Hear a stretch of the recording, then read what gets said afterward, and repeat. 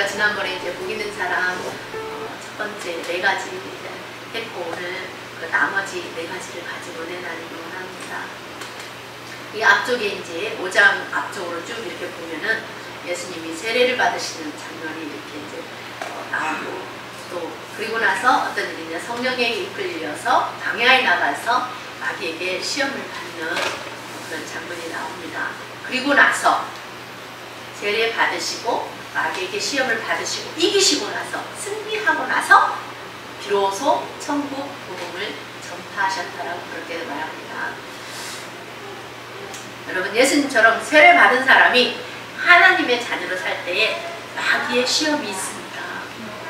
이 시험을 통과한 사람이 강하고 담대하게 예수님처럼 천국 복음을 전파할 수가 있습니다.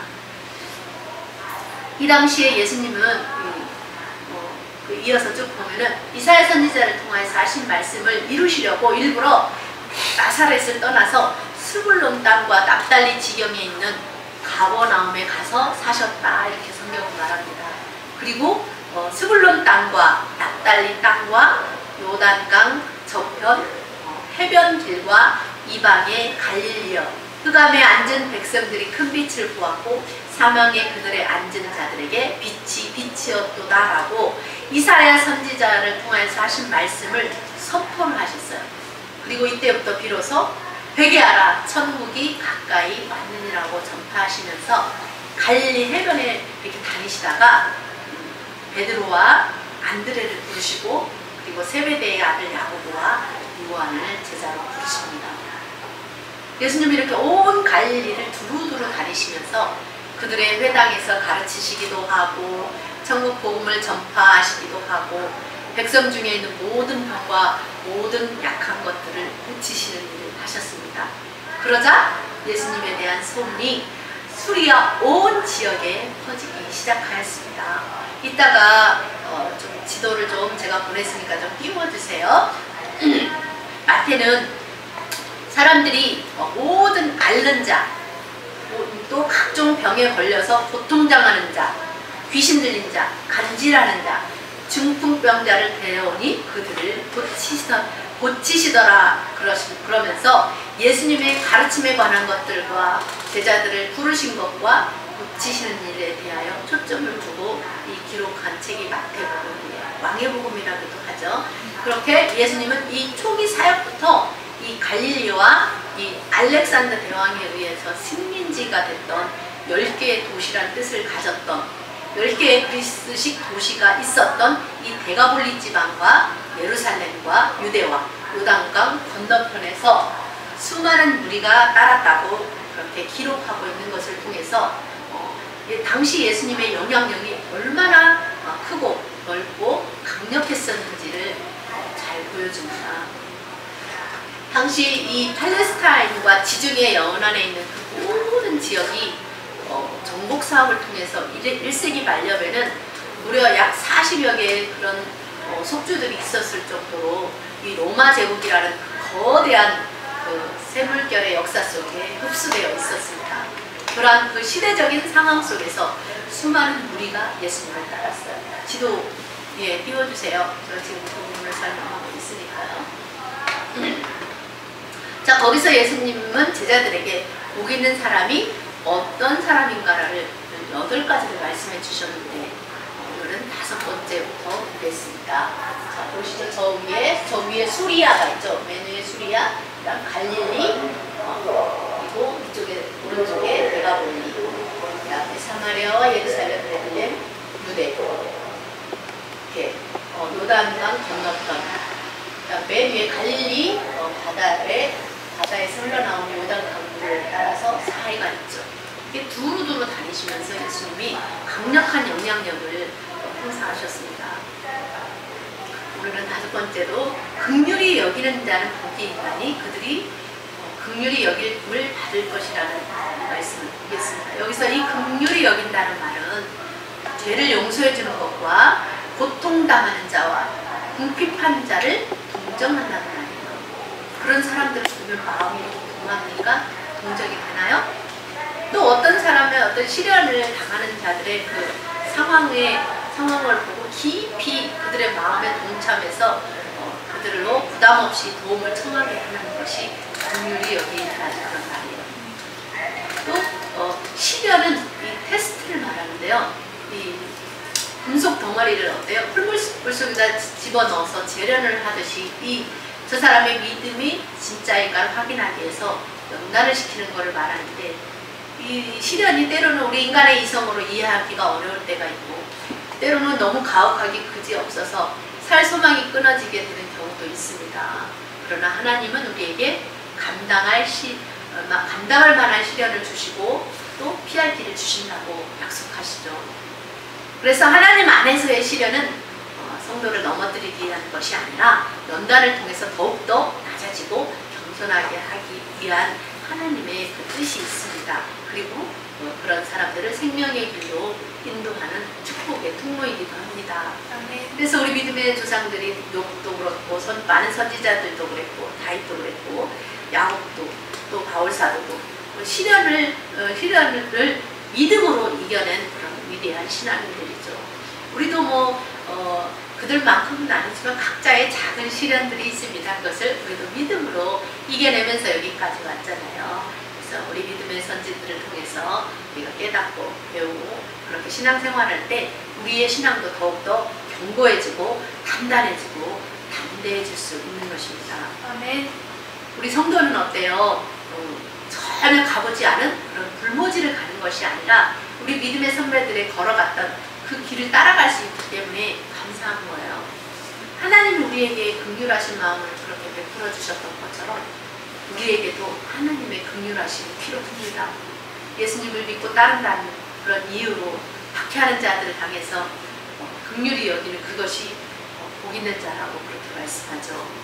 자신들을 박해하는 자를 긍휼히 여기면 그런 자들이 긍휼히 여김을 받을 것이다. 이렇게 예수님은 말씀하셨습니다. 이 손양원 목사님도 어때요? 자신의 두 아들을 죽인 원수를 용서하고 도리어 그 사람을 양자 삼음으로써 하나님의 사랑을 그에게 나타나고 그 사람에게 긍휼을 베풀었을 때에 그 목사님의 그 행함이 있는 그 믿음이 그 사람을 변화시키는 능력이 되었던 것처럼 누군가를 긍휼히 여긴다는 것은 좀처럼 쉽지만은 않아요.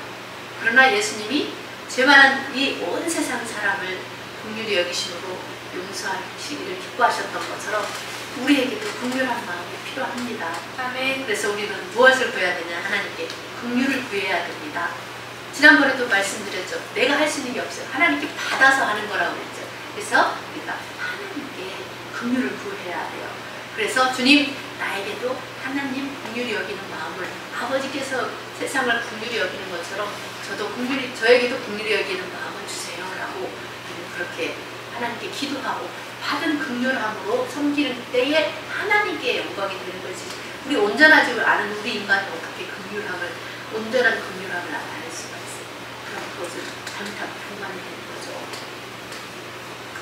여섯 번째로, 마음이 청결한 자는 복이 있나니 그들이 하나님을 볼 것이다 라고 예수님은 제자들에게 말씀해 주셨어요.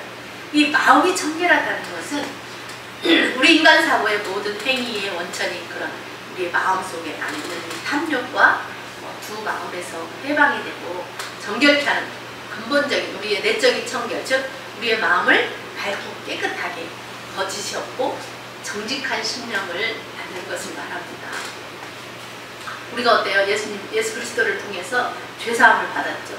그리고 신실한 주의 백성으로 살아가는 성도의 마음을 가리킵니다. 이런 사람이 경험을 통해서 하나님을 실제적으로 볼 것이다 라고 그렇게 예수님은 가르쳐 주셨어요. 성경을 보면은 어때요?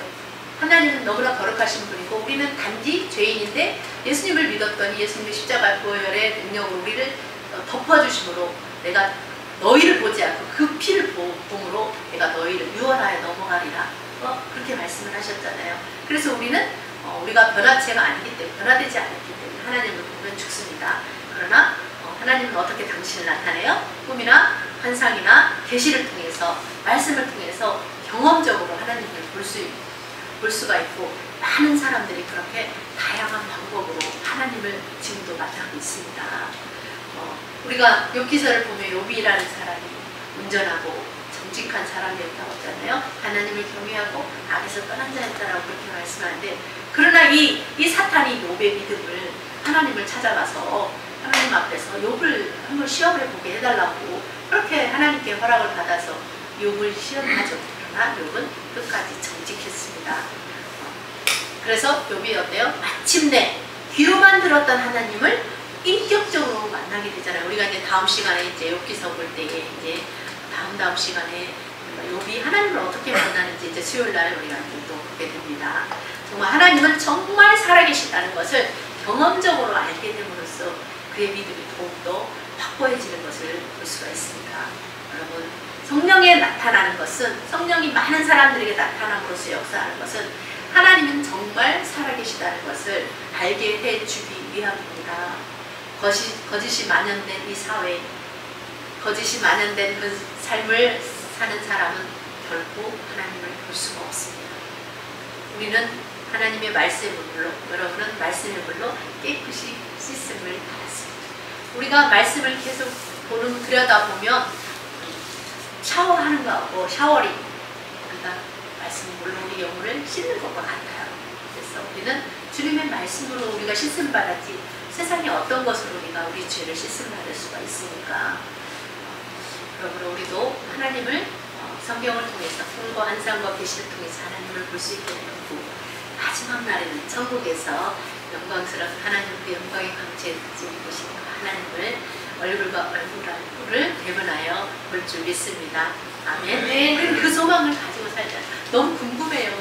예수님은 어떻게 되겠어요? 너무 보고 싶고, 하나님도 너무 궁금하고 너무 보고 싶고 그래요. 막 이런 정말 어느 날 누군가를 만나서 사랑에 푹 빠진 것처럼 그렇게 하면 예수님과 사랑에 빠지고 하나님과 사랑에 빠져 사는 그 삶이 하루하루가 너무나 행복하고 좋습니다. 7번째로 화평케 하는 자는 복이 있나니 그들이 하나님의 아들이라 일컬음을 받을 것이니요라고 예수님 가르쳐주셨어요. 이 화평케 하는 자라는 말은 평화에 속한 자가 아니라 화평을 만들어가는 사람을 말하죠.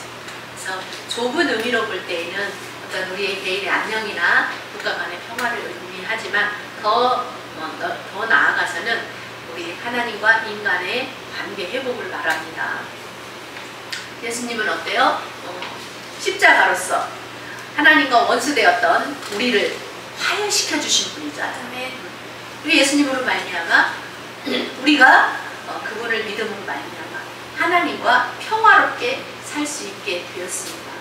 우리 하나님과 원수지간일까요? 아니죠. 네. 사람은 하나님을 만나지 못하면 하나님이 싫어하는 일만 하면서 살아갑니다. 그러니까 누군가가 화해시켜주는 사람이 없으면 원수처럼 살 수밖에 없어요. 엊그제도 제가 보니까 필리핀인지 베트남 사람인지 모르겠는데 시집온 며느리가 있었어요. 근데 이제 아이가 한 4~5살 정도 되었는데 우리 시어머니가 이 남편이 4~5살쯤 되었을 때에 이 아들을 버리고 집을 나가버렸어요. 그래서 이 아들과 어머니와의 관계는 원수같이 되어버렸어요. 40분 거리에 살아요, 엄마가. 그런데 40년 동안 만나지 않고 아들은 엄마를 원수처럼 여기며 살았어요. 그 거리가 먼 것이 아니라 이 마음의 거리가 그토록 멀었던 거예요. 40분이면 가는 거거든요. 마음의 거리는 40년이 됐어요. 여러분, 마음이 가까워지기가 그렇게 힘든 거예요. 한 집에 살아도 어때요? 마음의 거리가 천리만리처럼 사는 사람들도 있어요. 우리도 하나님 믿기 전에는 어땠어요? 하나님과 마음의 거리가 천리만리 그렇게 멀었었어요. 우리도 옛날에는. 그런데 우리가 마음의 문을 활짝 열고 예수님을 모셔드렸더니 어때요? 금방 우리가 예수님과 화해하고 가까워졌잖아요. 근데 그렇게 또 쉬우면서도 마음을 열기가 또 그렇게 어려운 거예요. 엄마와 아들의 관계였지만 엄마가 그 어린 나를 버렸다는 그 상처를 말미암아서 엄마와의 마음의 거리가 그렇게 멀어졌던 거예요.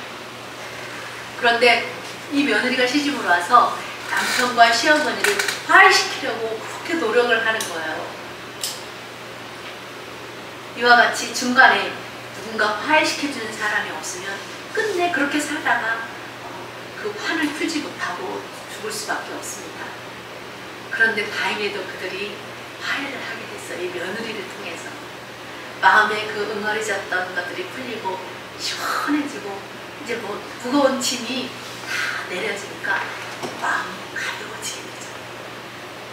예수님도 이와 같이 우리와 하나님과 원수였던 우리 사이를 당신이 몸소 죽기까지 죽음으로써 우리와 화해를 시켜주셨어요. 그러니 주님께 우리가 감사할 수밖에 없어요. 예수님이 우리와 하나님과의 관계 화해 안 시켜줬으면 우리는 정말 죄인으로서 죄악된 삶을 살다가 죽을 수밖에 없죠. 우리가 어찌 감히 그 크신 하나님을 아버지라고 부를 수가 있단 말입니다. 그러니까 우리는 어때요? 예수님의 그 은혜로 하나님과 화해함으로 하나님을 아버지라고 부를 수 있게 되었어요. 할렐루야. 허물과 죄로 부패한 삶을 살았을 때는 하나님과 원수 같은 삶을 살았어요. 그러나 우리 주 예수 그리스도의 십자가의 그 은혜로 그 은혜를 믿음으로 말미암아서 하나님과 화목을 이루게 되었습니다. 그러므로 아직도 하나님과 원수가 된 것 같이 하나님을 믿지 않고 사는 사람을 우리가 전도함으로써 그도 하나님의 긍휼하심을 입고 예수 그리스도를 믿음으로 말미암아 화평을 누리게 해주는 자는 복이 있다는 거예요. 그런 사람을 일컬어서 하나님의 아들이라 일컬음을 받을 것이라 말씀합니다. 우리가 예수님의 제자로 산다는 것은 하나님과 원수된 자를 화목하게 해주는 하나님과 만나게 해줘서 관계를 회복시켜주는 그런 일을 하는 것이라고 예수님은 그렇게 말씀하십니다. 그런데 사람들에게 어때요? 하나님을 믿어야 한다고 그렇게 얘기를 해도 어때요? 믿지 않으려고 하기 때문에 결국 쉽지만은 않습니다. 그러나 예수님의 은혜를 우리가 알아버렸고 그 은혜를 알기 때문에 우리가 그분을 따르는 제자라면 그 일이 비록 힘들고 어렵지만 해야 되는 일이에요. 우리에게 주어진 사명이고 숙제입니다. 천국까지 가는 날까지 해야 되는 일이죠.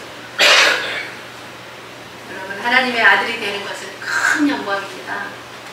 예수님을 하나님의 아들이라고 하는데 그런데 우리도 하나님의 아들이라 일컬음을 받게 해주셨다는 거예요. 얼마나 감사합니다. 갈라디아서 3장 26절에 분명하게 말씀합니다. 너희가 다 무엇으로? 믿음으로 말미암아 그리스도 예수 안에서 하나님의 아들이 되었다라고 갈라디아서 3장 26절에 분명하게 말씀해 줍니다. 아멘이십니까? 로마서 9장 26절에도 너희는 내 백성이 아니라 한 그곳에서 저희가 살아계신 하나님의 아들이라 부름을 얻으리라 그렇게 말씀합니다. 로마서 8장 14절에도 분명하게 말씀합니다. 무릇 하나님의 영으로 성령으로 인도함을 받는 그들은 곧 하나님의 아들이니라.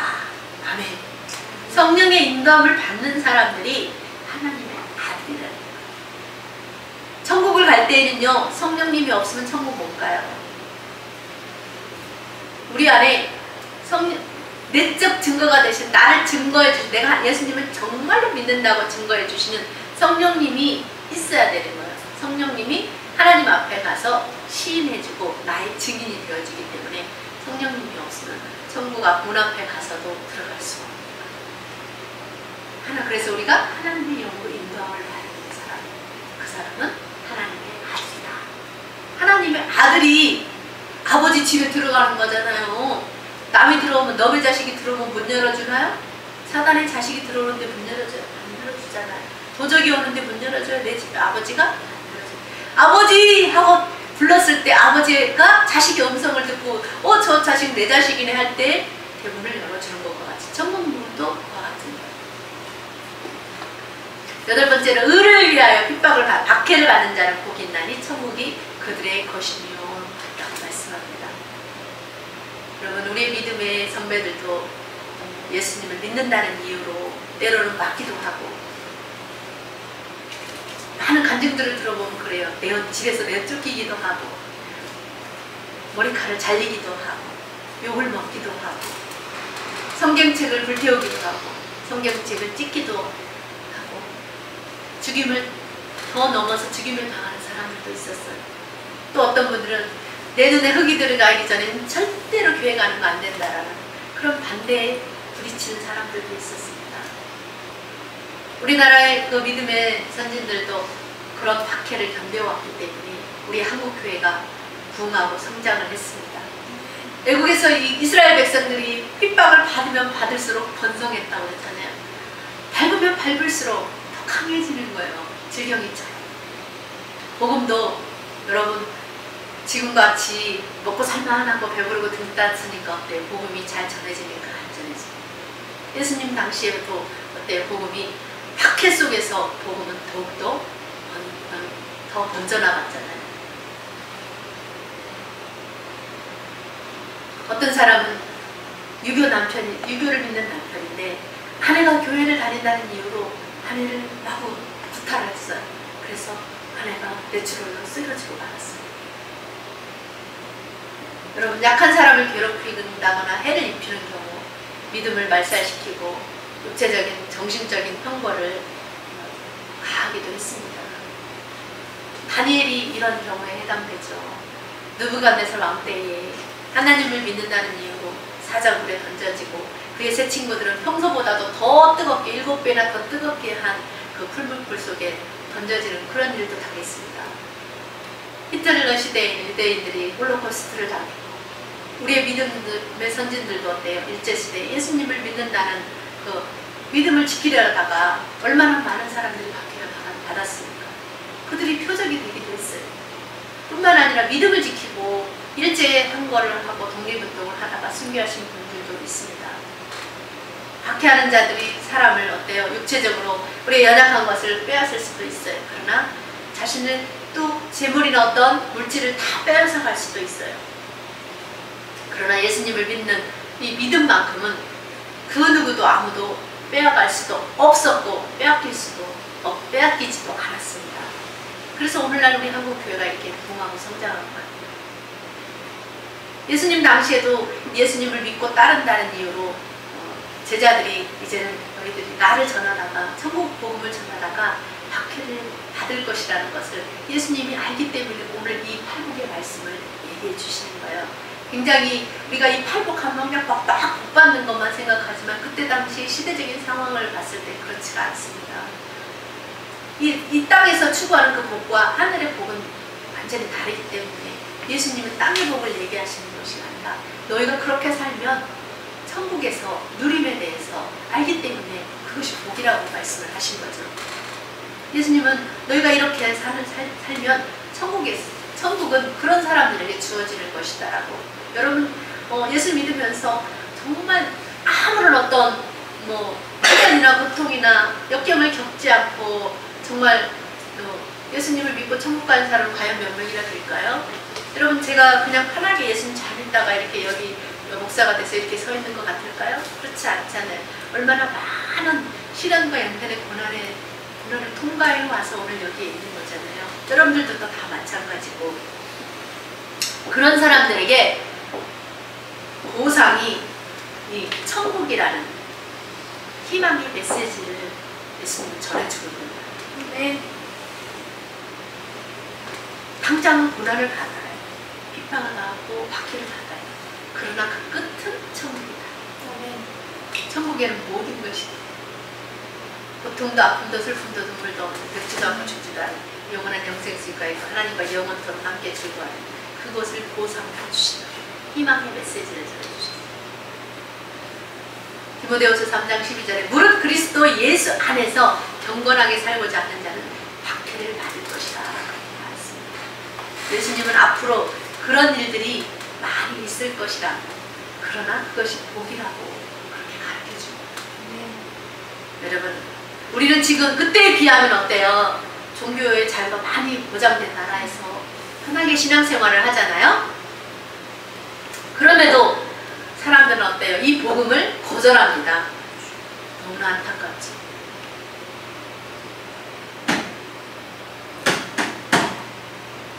사람들이 정말 제발 하나님이 값없이 주시는 거저주시는 그 은혜를 거절하지 않고 받아서 한 사람도 지옥 가지 않기를 원하는 것이 우리의 간절한 소망이잖아요. 아멘. 어제도 어떤 분 간증 들으니까 지옥에 대해서는 단 5분도 얘기를 못하겠다. 너무 끔찍해서 말을 못하겠다고 그런 말을 하더라고요. 근데 그런 거 상상을 하잖아요. 아우 있기는 천국과 지옥이 있기는 어딨어. 내 형제 자매도요 만나면 그런 얘기 해요. 그리고 미신을 믿어요. 그런 소리를 들으면 너무 안타까워요. 그래서 오늘 아침에도 정말 우리 세계를 교회에서 세례를 받고 막 했는데 안 나오고 있어요. 그래서 그 영혼을 넣고 이 영혼을 넣고 앞으로 더 많이 기도해야겠다 막 그러면서 아버지 막 제가 대신 회개 기도를 막 하면서 막 아침에도 막 준비하면서 막 그런 회개 기도를 하면서 그러고 왔어요. 앞으로 더 많이 회개 기도를 통해서 전도 기도를 통해서 그 영혼 다시 주님 앞에 나올 수 있도록 해야겠구나. 하나님을 알지 못하니까 아는 듯 다 했으나 또 금방 고무들처럼 그냥 또 제자리로 돌아가 버리고 말더라고요. 이 코로나가 또 그런 상황이 되게 만들어 버렸어요. 오늘 말씀 11절로 12절에 보면 예수님은 제자들에게 이렇게 말씀하시죠. 나로 말미암아, 나 때문에, 예수님 때문에 너희를 욕하고 박해하고 거짓으로 너희를 거슬러 모든 악한 말을 할 때에는 너희에게 복이 있나니 기뻐하고 즐거워하라. 예수님 그래요. 욕도 듣고 박해받고 막 악한 말 하는데 그것이 복이라고. 기뻐하고 즐거워하라. 왜? 하늘에서 너희의 상이 큼이라. 너희 전에 있던 선지자들도 이같이 박해를 받았다. 예수님의 제자로 산다는 것은 그 당시 사회 분위기로 봐서 결코 녹록하지 않은, 쉽지 않은 그런 일이었습니다. 예수님의 제자로 산다는 것은 죽음을 각오해 하나님 미랄에 대하여. 요한복음 12장 24절에 말씀하시죠. 내가 진실로 진실로 너희에게 이르노니 하늘의 미랄이 땅에 떨어져 죽지 아니하면, 죽지 않으면 하늘 그대로 있고, 죽으면 어떻게 하면요? 죽으면 따라합니다. 죽으면 많은 열매를 맺느니라. 많은 열매를 맺느니라. 죽어야 열매가 맺는 거예요. 예수님이 십자가에 죽어서 온 인류를 구원하는 열매를 맺었잖아요. 아버지 나를 죽여주세요. 어? 내가 하늘의 미랄 되게 나를 죽여주세요. 우리는 그렇게 기도를 해야 돼. 내가 죽어야 돼. 나는 죽고 예수님으로 사는. 내가 드러나는 것이 아니라 예수님이 증거돼요. 내 자식을 막 자랑하고 많이 있는 제사를 자랑하거나 그런 것이 아니라 우리에게 자랑할 것은 예수님밖에 없어요. 이 세상에 있는 모든 것들은 헛되니 모든 것이 헛되다. 다 헛된 거예요. 내가 죽으면 다 꽝인 거예요. 천국에 갈 때 가지고 갈 수 있는 거 아무것도 없어요. 내 육체도 다 벗어버리고 육신을 떠나서 내 영혼만이 천국에 가는 거잖아요. 그런데도 이 땅에서 영원히 살 것처럼 썩어 없어진 육신을 위해서 그렇게 열심히 살아가죠. 하나님을 알지 못하고 천국과 지옥을 있음을 깨닫지 못하니까 하는 것입니다. 여러분, 예수님의 제자들은 신분이 높은 고위공직자도 아니었습니다. 이방 사람이라고 불릴 정도로 그렇게 무시당했던, 천민처럼 생각했던 갈릴리 사람들이었어요. 그러니 무슨 영향력이 있었겠습니까? 무슨 힘이 있었겠습니까? 로마 제국의 그 통치 아래서 예수님을 따르는 수많은 무리가 생겼으니 결코 만만치 않은 상황입니다. 그렇기 때문에 예수님은 나로 말미암아서 너희를 욕하는 사람들이 있습니다. 나를 따라다닌다는 이유로, 나의 제자가 된다는 이유로, 천국 복음을 전한다는 이유로 너희를 욕하는 사람들이 있을 거야. 그리고 나로 말미암아, 나 때문에 너희가 나를 추종한다는 이유로, 너희가 나의 제자라는 이유로 너희를 박해할 것이다. 또 거짓으로 너희를 거슬러 모든 악한 말을 하는 사람들이 있을 것이라고. 좋은 말 안 한다는 거예요. 예수님의 제자. 그러나 그런 일이 있는 것이 너희에게 복음이다. 그것이 증거라는 거예요. 나의 제자라는 거예요. 그러니 기뻐하고 기뻐해라. 왜? 하늘에서 상이 크기 때문이다. 아멘. 하늘의 미련이 땅에 떨어져 죽지 않으면 많은 열매를 맺습니다. 우리 옥상에도 완두콩을 심었어요. 네구름가를 심었어요. 그런데 열매가 많이 맺혀서 오늘도 밥에 넣었어요. 하나님이 창조하신 그런 것들도 자기가 할 일을 다 해요. 자기를 죽이고 새 생명을 싹 틔워서 많은 열매를 맺습니다. 근데 우리는 안 죽으려고. 나를 위해서 예수님 죽어주셨고, 우리는 안 죽고 편하게 예수 믿다가 천국 가기를 원하는 마음 우리 안에 있습니다. 나의 희생과 헌신이 뒤따르지 않고는 한 영혼을 구원할 수가 없어요. 살아보니까 그래요. 정말 많이 양보해야 되고 더 많이 섬겨야 되고 물질적으로도 그렇고 모든 면에서 더 많이 섬기는데 그래도 요만큼 마음이 열려질까 말까. 근데 인간이 그래요. 끊임없이 기도해야 되고 막 이렇게 지켜보면 답답하기도 하고 빨리 예수 믿고 정말 내가 만난 예수님 너무 기쁘고 즐겁고 행복한데 저 사람도 믿었으면 좋겠는데 너무 내 마음만 속에서 막 안타깝잖아요. 근데 상대방은 전혀 아무 느낌이 없어요. 근데 왜 기다려줘요? 한 사람의 영혼을 구원하기가 그렇게 많은 시간들이 기도들이 필요합니다. 상 주시는 분을 바라봅시다. 우리 선지자들도 다 그런 박해를 받으면서 하나님의 복음을 전했습니다. 그들은 예수님이 이미도 오기도 전에 복음을 전했어요. 보여주마! 예수님이 구세주가 메시아가 어딨나? 아마 그렇게 사람들이 그렇게 말을 했을 거예요. 그러나 다행히도 지금은 어때? 예수님이 이 땅에 하나님이 육신의 몸을 입고 이 땅에 왔다 가셨단 말이에요. 우리는 그 과거의 믿음의 선진들보다 우리는 더 자신있게 말할 수가 있어요. 여러분 힘을 내서 용기를 가지세요. 담대해지시기 바랍니다. 예레미야 선지자도 어때요? 채찍에 맞기도 했고 여호야다의 아들 스가랴도 돌에 맞기도 하고 빌립 집사도 예수님 전하다가 돌에 맞아 죽었죠. 이사야 선지자는 전설에 의하면 므낫세 치하에서 톱으로 켜서 죽임을 당했다고 합니다. 로마의 박해서도 사자의 밥이 되는 때에도 그들은 죽음을 두려워하지 않고 기뻐하고 하나님을 찬양하며 죽을 수 있었던 것은 하나님을 믿었기 때문에 그들이 천국을 구하기 때문입니다. 여러분 이 세상에서 제자로 산다는 것에 있어서 앞으로도 박해와 반대는 필연적으로 있습니다. 지금도 어떤 나라에서는 예수 믿는다는 이유로 박해하고 죽이기도 합니다.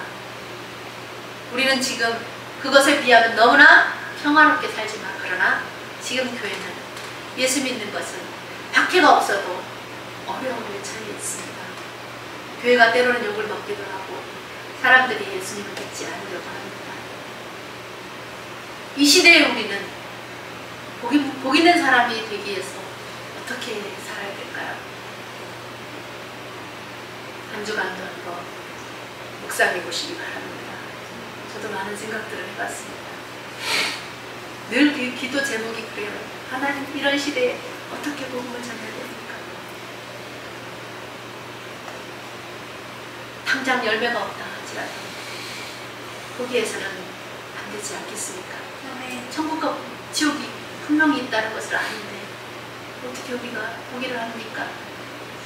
잠시 고통을 받는 장소가 아니잖아요. 지옥은 영원토록 고통을 받는 장소잖아요.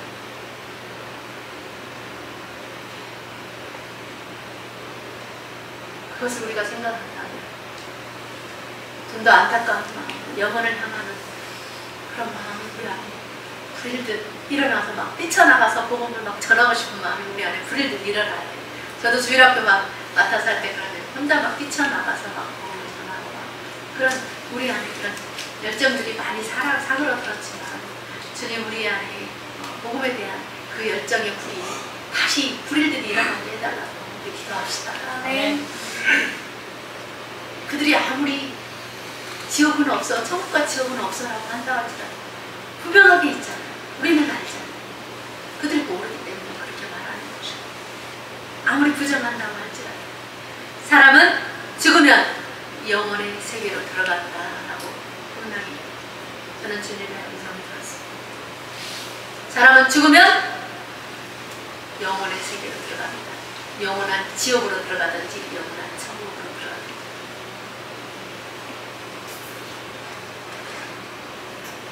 예수님 말씀하셨습니다. 나로 말미암아 너희를 욕하고 박해하고 거짓으로 너희를 거슬러서 모든 악한 말을 할 때에는 너희에게 복이 있나니 기뻐하고 즐거워하라. 하늘에서 너희의 상이 큼이라. 너희 전에 있던 선지자들도 이같이 박해하였느니라. 여러분, 예수님의 이 말씀 오늘 우리도 기억하고 복음을 전하고 상주심을 바라봅시다. 인내합시다. 또 기도하고 또 기도하고 기다리고 전합시다. 아멘. 한 주간도 우리가 복 있는 사람으로 살아가는, 예수님의 제자로 살아가는 하나의 미랄이 되는 제자된 저와 여러분의 삶이 되기를 주님의 이름으로 축원합니다. 아멘. 아멘. 우리 다 같이 말씀 생각하면서 기도하겠습니다.